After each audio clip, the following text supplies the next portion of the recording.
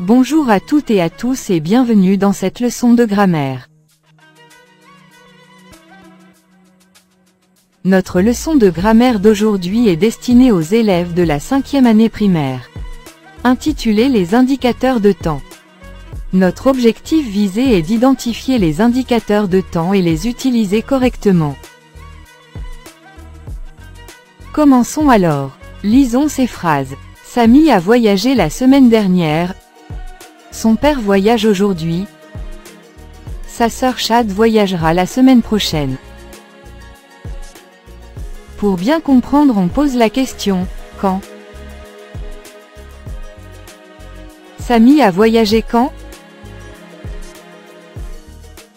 Samy a voyagé la semaine dernière. Son père voyage quand? Son père voyage aujourd'hui.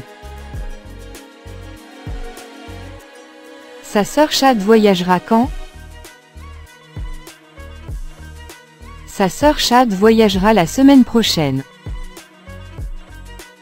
Alors on remarque que les mots ou les expressions écrites en couleur répondent à la question « Quand ».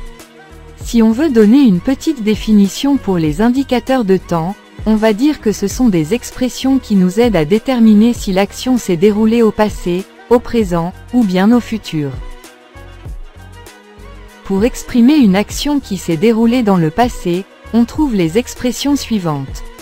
Hier, la semaine dernière, elle était une fois, jadis, l'année dernière, il y a 3 jours, etc. Pour exprimer une action qui se déroule au présent, on peut utiliser les expressions suivantes. Aujourd'hui, maintenant, en ce moment, cet instant et ainsi de suite. Pour exprimer une action qui se déroulera au futur, on trouve demain, le mois prochain, dans 2 jours, etc. Exemple. Hier Samy a lu un roman. Dans cette phrase, hier, détermine l'action qui s'est déroulée dans le passé. Alors, le verbe lire est conjugué au passé. Exemple. Aujourd'hui, Samy lit un conte. Dans cette phrase, aujourd'hui, détermine l'action qui se déroule au présent. Le verbe lire est conjugué au présent. Exemple. Demain, Samy lira une bande dessinée. Dans cette phrase, demain, détermine l'action qui se déroulera au futur, le verbe lire est conjugué au futur. On doit savoir aussi que les indicateurs de temps peuvent être soit déplacés ou supprimés. Comment ça? Voyons cet exemple. Samy voyage aujourd'hui.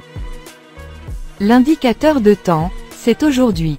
Alors aujourd'hui détermine le présent. Le temps où cette action s'est passée. Il se passe maintenant, on peut le supprimer, et dire tout simplement Samy voyage. Mais on n'aura pas des détails quand Samy a voyagé. On va juste savoir que Samy voyage. Mais on ne va pas savoir quand est-ce qu'il va voyager. Exemple. En été, Samy voyage. Samy voyage, en été. Dans cette phrase, on voit qu'on a déplacé l'indicateur de temps en été. Il était au début, on l'a mis à la fin. C'est pour ça, on a dit avant que les indicateurs de temps peuvent être supprimés ou bien déplacés.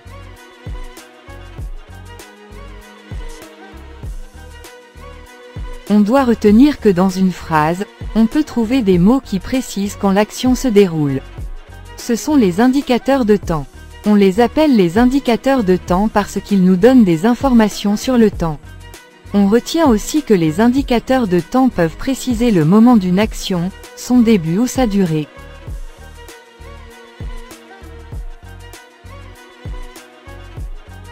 Notre leçon d'aujourd'hui prend fin.